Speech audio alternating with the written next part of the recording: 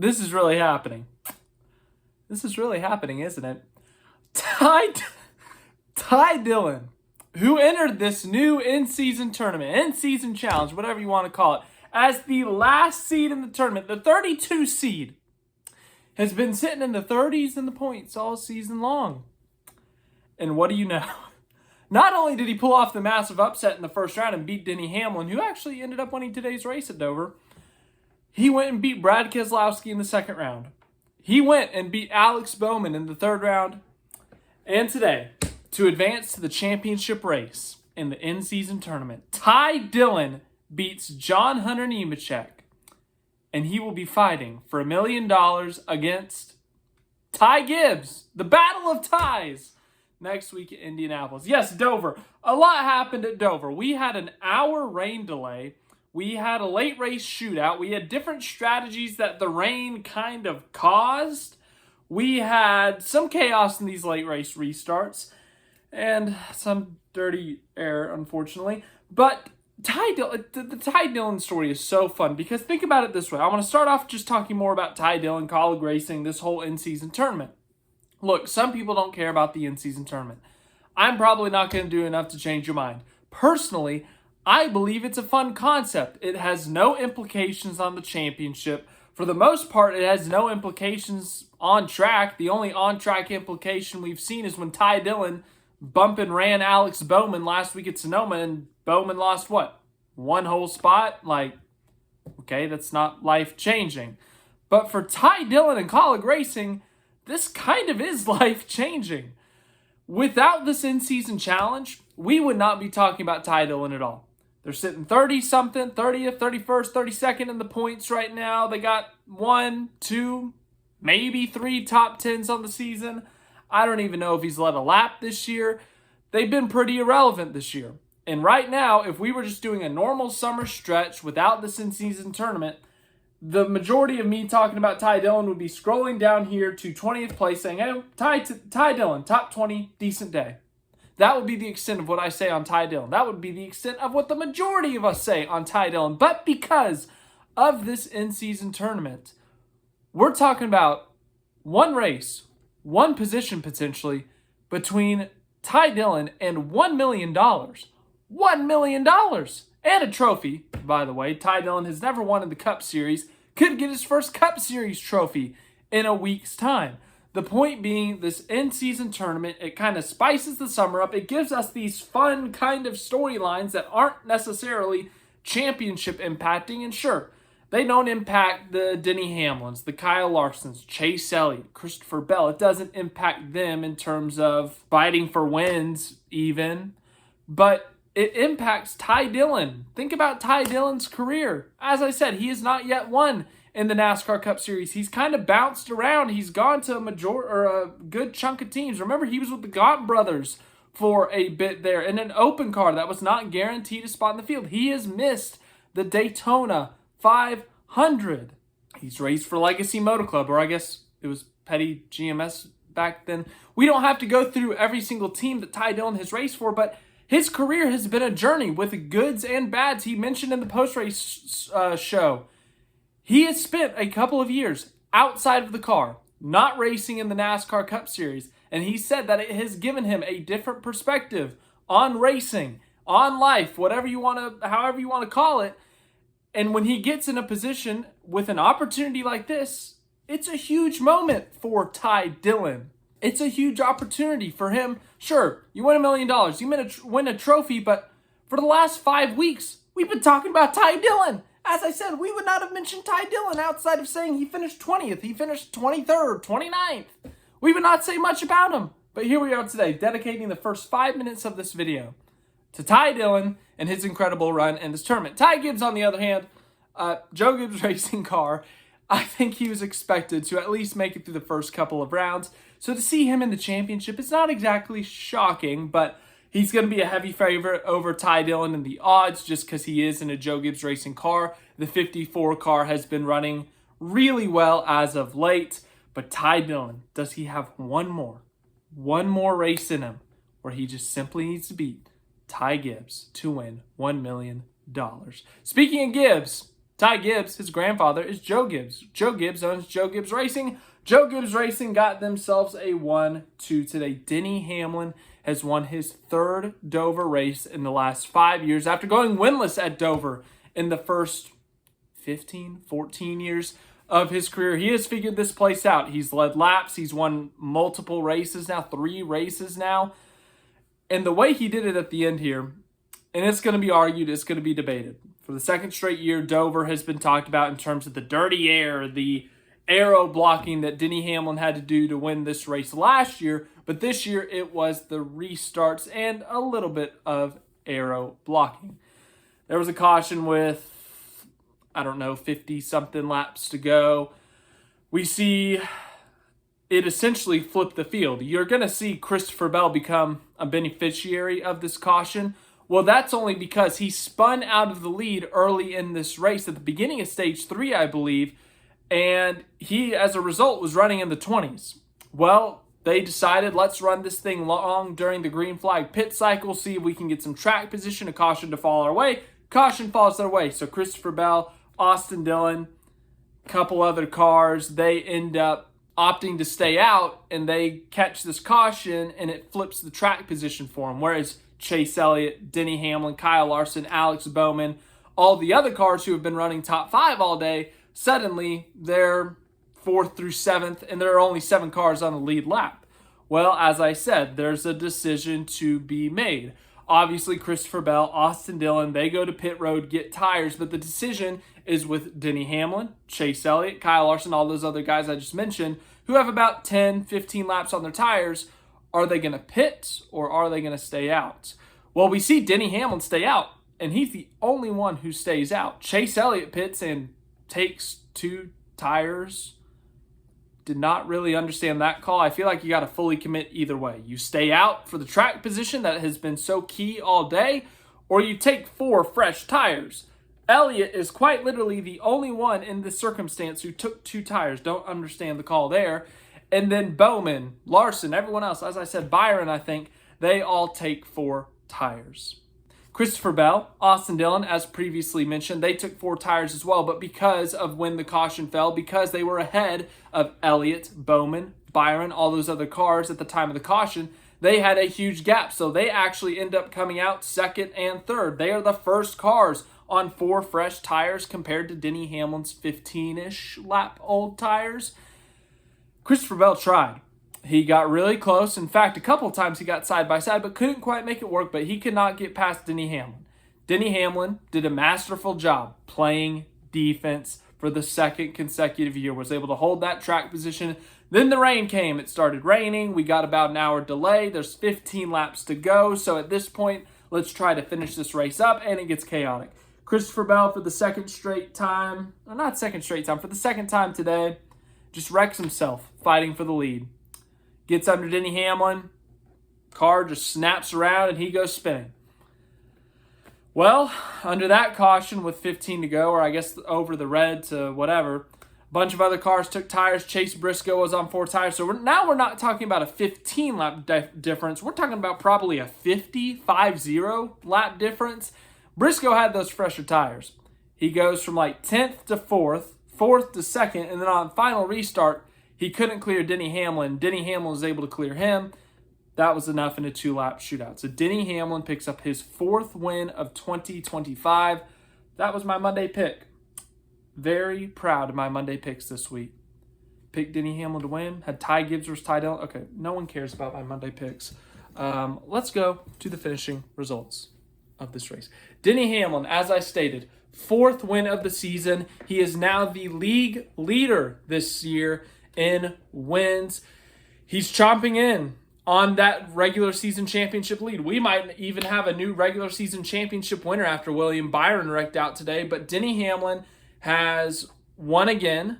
His last win was at Michigan in June. He's picking up about a win a month, really. That's about the rate he's going, if I'm doing that math correctly. Since April. There, that helps my math. But Denny Hamlin picks up another win this season. He adds a bunch of 5-hole playoff points to his count. We know how important those things can be. He's missed a race this year. You got to remember that. He missed Mexico due to the birth of his son. And obviously, for the second straight year, we're saying, well, if he raced in that race, what happens if he loses the regular season championship by 1 point? We did this with Larson last year. We're once again asking that with Hamlin again this year. And he's closing in on William Byron and Chase Elliott on the regular season championship. You never know. You never know. As I said earlier, though, Denny Hamlin, he's really figured this Dover place out. Really not a great track for him early in his career, but as of the last few years, he's figured this place out. He's won 3 races here now. And can we just talk about how good Denny Hamlin is? The guy's now won 58 Cup Series races. Sure, we could name all the specifics that he's won, the crown jewels, but the fact that he's 44 years old and he's still performing at this high a level, and yes, you can say, oh, he's in Joe Gibbs Racing Equipment, but not everyone has performed at top level in Joe Gibbs Racing Equipment. The fact that he's 44 years old, can still pop off 3 to 5 wins a year, it's extremely impressive. We already knew he was a first ballot Hall of Famer, but he's just further adding to his resume. Next week, a big one for him, the Brickyard 400, the only crown jewel he has not won. He is extra motivated to win that one. He has come very close before, and of course the championship. But Denny Hamlin does it again, picks up a big win at Dover, holds off his teammate Chase Briscoe. Chase Briscoe looked like he was in prime position to win his second race of the season, his second race with Joe Gibbs Racing. Had the fresher tires, had the great position on those last couple of restarts to potentially steal the win. Couldn't quite do it. He has to settle for second. They've really picked it up in terms of their running position the last month or so. You know, there was those learning, growing pains, whatever you want to call it, at the beginning of the season. James Small, Chase Briscoe, trying to figure each other out. But the last month, they had been killing it. The win at Pocono, runner-up at Sonoma last week, and then running second here. They led a few laps early. I mean, just a really good job by this team over the last month. They finished second, another great run. As I said, I don't know where they are in points, but I think they got to be up to 7th or something right now, if I had to guess. Third place, Alex Bowman. Bowman has been fantastic at Dover his entire career. Won at Dover in 2021.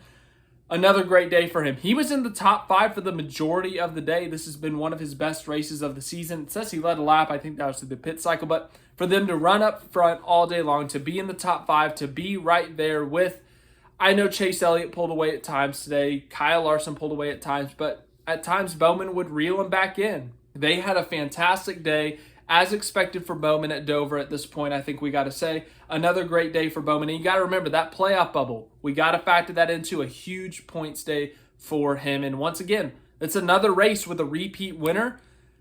That kind of eases the stress off of Bowman in the 48 team because there's the second best points position, I think. We'll look at the points at the end of this thing.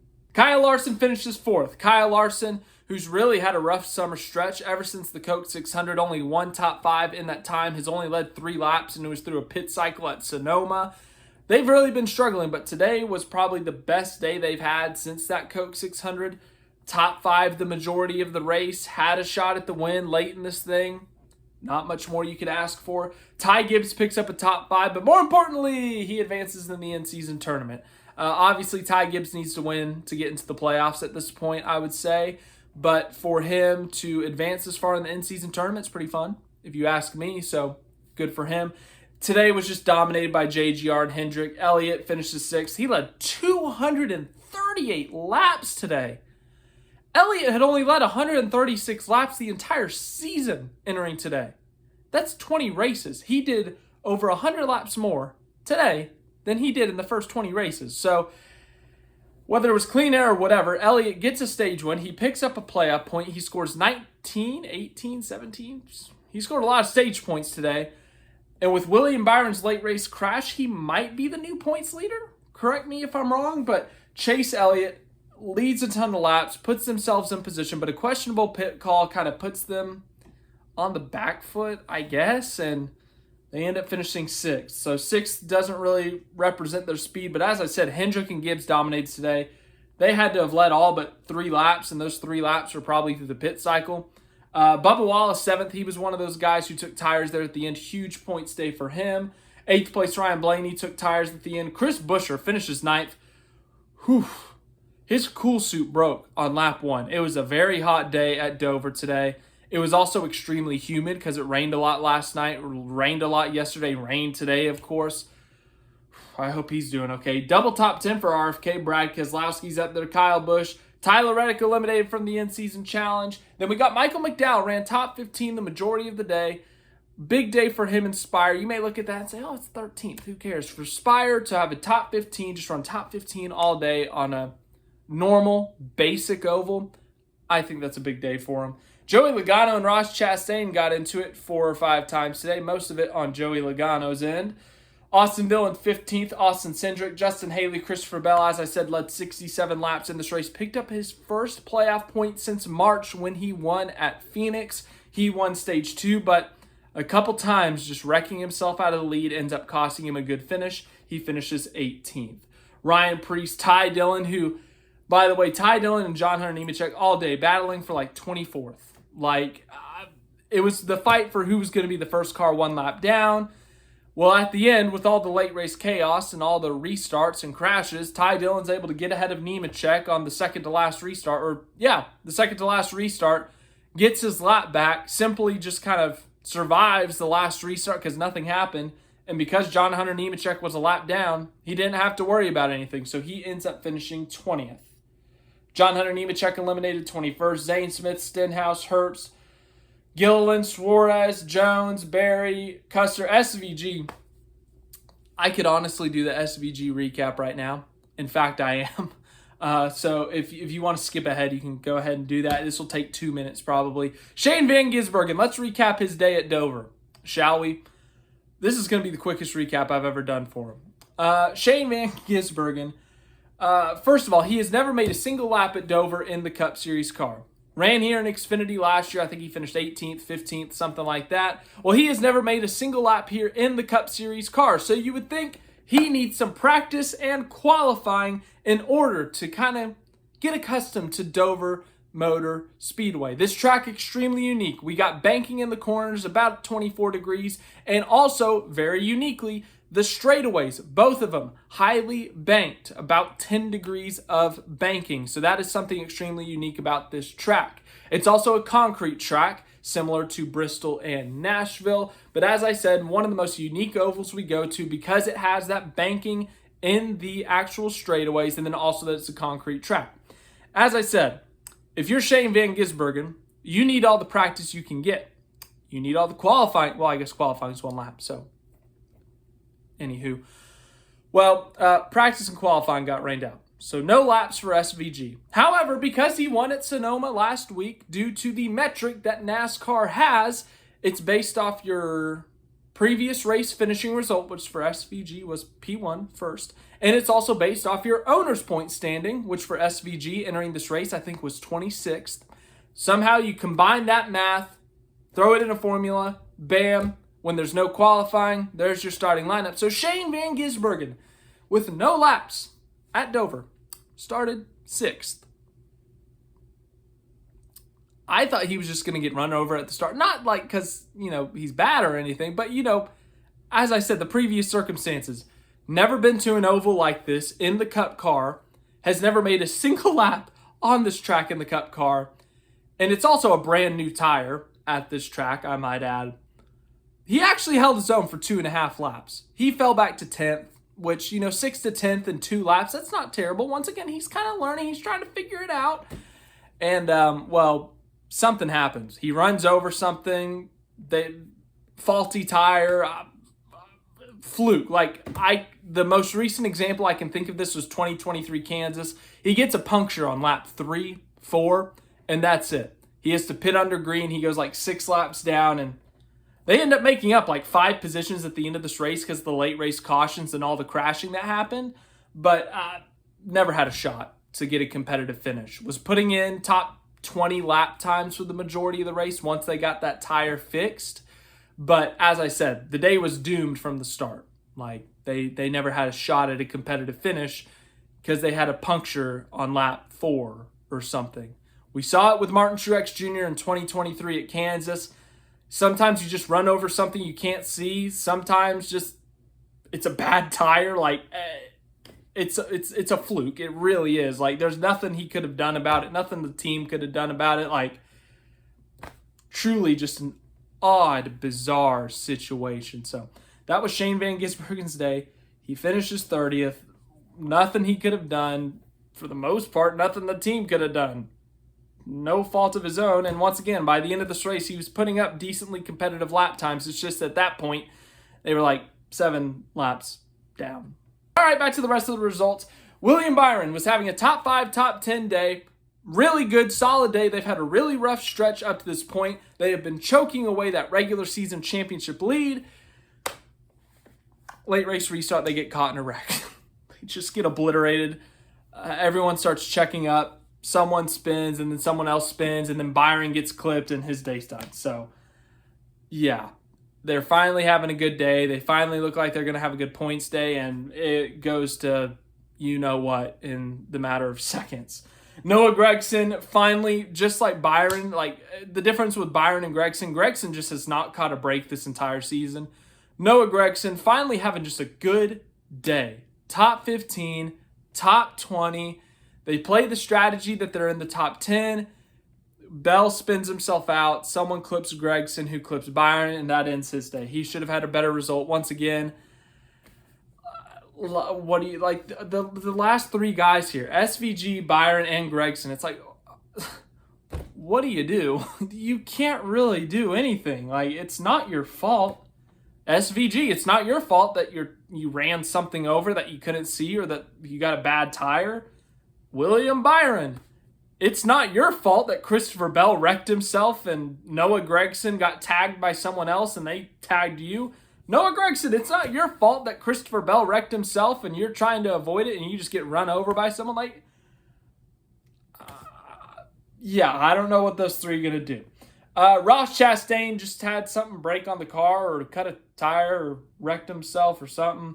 JJ Yaley, Carson Hocevar had some mechanical problem. Cody Ware, mechanical problem. AJ Allmendinger, mechanical problem. So that's Dover for you. I could scream and yell and do what everyone else is doing on the internet and go, dirty air, dirty air, dirty air.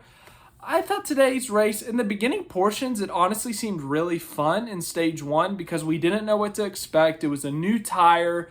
We had 0 laps run throughout the weekend. We had the field kind of mixed up. We had Kyle Larson in like 29th, Bowman kind of back there, some other Gibbs cars back there. We had some unexpected people up front. As I said, SVG started 6th. We had Michael McDowell starting up in like 8th or something. So that kind of mixed up the field, made it seem fun, made it exciting. And, we got to see Larson drive through the field, get up into the top 10. We got to see Byron kind of do the same thing. We got to see some decent racing. But once Hendrick and Gibbs got like a stranglehold on that top 8, like it was over. Like those 2 teams just dominated state, and there was no chance anyone was beating them unless you had tires. But as we saw at the end there, tires, not exactly the biggest difference in the world. So yeah, a little bit of a frustrating race, not the greatest race, but it seemed fun in stage 1. Outside of that, we can talk about it tomorrow on the Monday after. So thanks for watching this video. I hope you guys, oh wait, nope, just kidding, I lied. You gotta listen to me talk with nonsense for another couple minutes. We gotta look at the playoff bubble. First of all, I can confirm we do have a new points leader. Chase Elliott now leads William Byron by 16 points, if this is indeed correct. Larson 38 behind, Hamlin 39 behind. Everyone else is a race on back. So that's our regular season fight for the championship right now. 3 Hendricks and a Gibbs. Let's talk about the playoff picture.